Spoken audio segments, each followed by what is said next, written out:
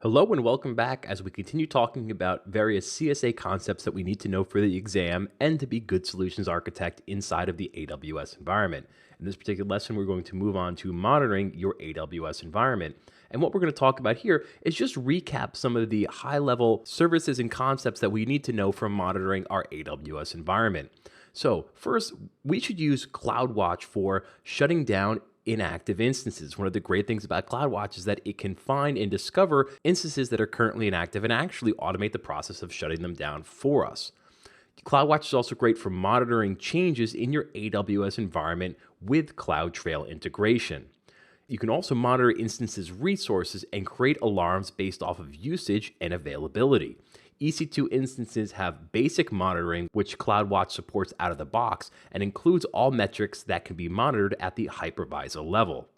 Also, CloudWatch is great for monitoring status checks, which can automate the recovery of failed status checks by stopping and starting the instance again for us.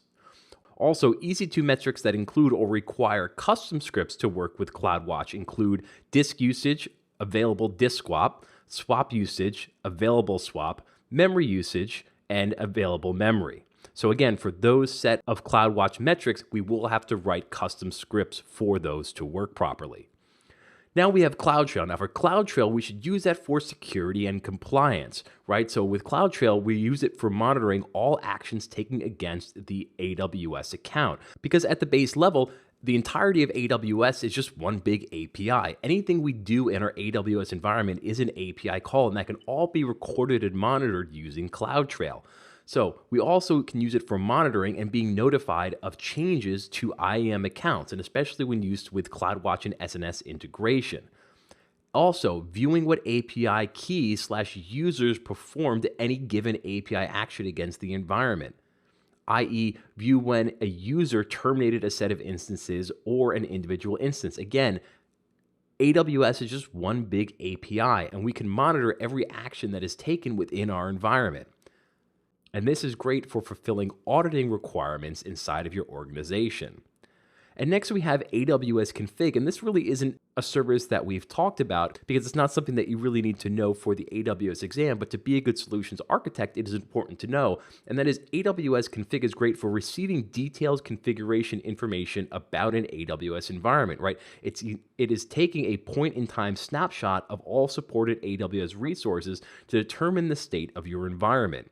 And this allows for the viewing of historical configurations within your environment by viewing the snapshots. Now, not to be confused with EBS snapshots, but these are snapshots of your entire environment in terms of its architecture and what components are attached to what components and what components you have active versus ones that you do not have active.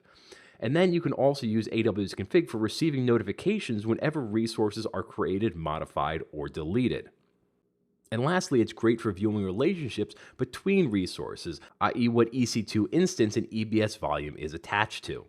So again, these are just three of the main ways in which we can monitor our AWS environment, and it was just important to recap these and understand how they all work from a high-level perspective as we prepare to take the exam.